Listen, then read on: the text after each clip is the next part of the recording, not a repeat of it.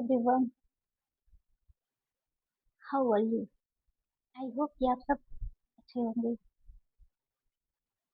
कल हम class 6 history का अध्याय 11 का अध्ययन कर रहे थे और कुछ टेक्निकल इशू की वजह से हम आधा ही चैप्टर कवर कर पाए थे और हम पूरा लास्ट तक नहीं पढ़ पाए। तो आइए आज हम अध्याय 11 नए साम्राज्य और राज्य का जो बाकी का बचा हुआ था उसको आज खत्म करते हैं, वो भी बिना किसी देरी के। हम डायरेक्ट अपने पॉइंट पर आते हैं और पढ़ना शुरू करते हैं। हम कल हर्षवर्धन तथा हर्षचरित के बारे में पढ़ रहे थे और हमने पढ़ा था कि हर्ष ने कन्नौज को अपने अधीन किस तरह किया और बंगाल पर उसने किस तरीके से आक्रमण किया। तो उसके बाद आगे है मगध तथा बंगाल को जीतकर उन्हें पूर्व में जितनी सफलता मिली थी उसको हर्ष की। एक मिनट। उतनी सफलता अन्य जगहों पर नहीं मिली। जब उन्होंने नर्मदा नदी को पार कर दक्कन की ओर आगे बढ़ने की कोशिश की तब चालुक्य नरेश पुलकेशिन द्वितीय ने उन्हें रोक दिया। मानचित्र 8 पृष्ठ 136 देखो और सूची बनाओ कि जब हर्षवर्धन बंगाल तथा नर्मदा नदी तक गए होंगे तो आज के किन किन राज्यों से गुजरे होंगे। आप देख सकते हैं बंगाल और नर्मदा नदी। आप बताइएगा।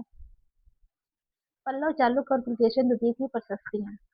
इस काल में पल्लव और चालुक्य दक्षिण भारत के सबसे महत्वपूर्ण राजवंश थे। पल्लवों का राज्य उनकी राजधानी कांचीपुरम के आसपास के क्षेत्रों से लेकर कावेरी नदी के डेल्टा तक फैला था, जबकि चालुक्यों का राज्य कृष्णा और तुंगभद्रा नदियों के बीच स्थित था।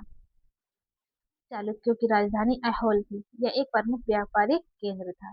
ऐहोल धीरे धीरे एक धार्मिक केंद्र भी बन गया। कौन? ऐहोल, जहाँ कई मंदिर थे। पल्लव और चालुक्य एक दूसरे की सीमाओं का अतिक्रमण करते थे। मुख्य रूप से राजधानियों को निशाना बनाया जाता था जो समृद्ध शहर थे। पुलकेशिन द्वितीय सबसे प्रसिद्ध चालुक्य राजा थे। उनके बारे में उनके दरबारी कवि रविकीर्ति द्वारा रचित प्रशस्ति से पता चलता है।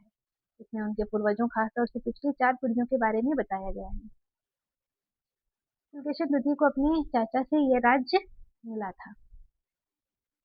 रविकीर्ति के अनुसार उन्होंने पूर्व तथा पश्चिम दोनों समुद्र तटीय इलाकों में अपने अभियान चलाए। इसके अतिरिक्त उन्होंने हर्ष को भी आगे बढ़ने से रोका। हर्ष का अर्थ आनंद होता है। कवि का कहना है कि इस पराजय के बाद हर्ष अब हर्ष नहीं रहा। पुलकेशिन द्वितीय ने पल्लव राजा के ऊपर भी आक्रमण किया, जिसे कांचीपुरम की दीवार के पीछे शरण लेनी पड़ी। पर चालुक्यों की विजय अल्पकालीन थी। लड़ाई से दोनों वंश दुर्बल होते गए। पल्लवों और चालुक्यों को अंततः राष्ट्रकूट तथा चोल वंशों ने समाप्त कर दिया था। इसके बारे में तुम बच्चा साथ में पढ़ोगे। वे कौन से अन्य शासक थे जो तटों पर अपना नियंत्रण करना चाहते थे? अध्याय 10 देखो और बताओ। इन नए राज्यों का प्रशासन कैसे चलता था? आइए देखते हैं। पहले के राजाओं की तरह इन राजाओं के लिए भूमिकर सबसे महत्वपूर्ण बना रहा। भूमिकर, जिससे वो अपनी जरूरतों को पूरे करते थे।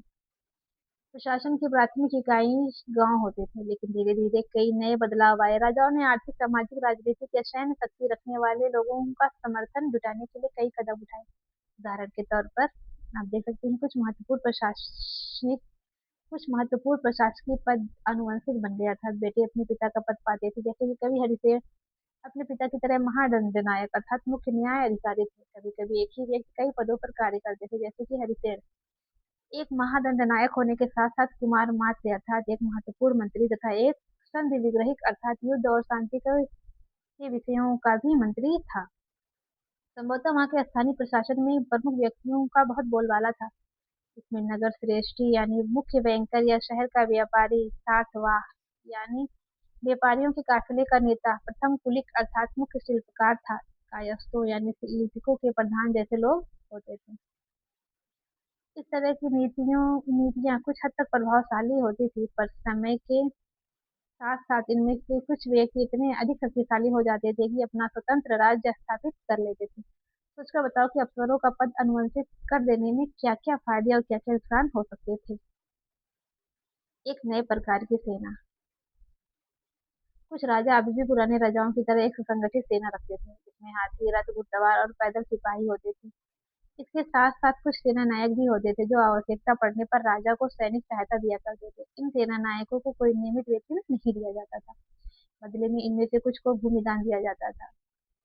दी गई भूमि से ये कर वसूलते थे, जिससे वे सेना तथा घोड़ों की देखभाल करते थे। साथ ही वे इससे युद्ध के लिए हथियार जुटाते थे। इस तरह के व्यक्ति सामंत कहलाते थे। ये जहाँ कहीं भी शासक दुर्बल होते थे, ये सामंत स्वतंत्र होने की कोशिश करते थे। दक्षिण राज्यों की में सभाएं। आइए देखते हैं। पल्लव के अभिलेखों में कई स्थानीय सभाओं की चर्चा है। इनमें से एक था ब्राह्मण भूस्वामियों का संगठन, जिसे सभा कहते हैं। ये सभाएं उस समितियों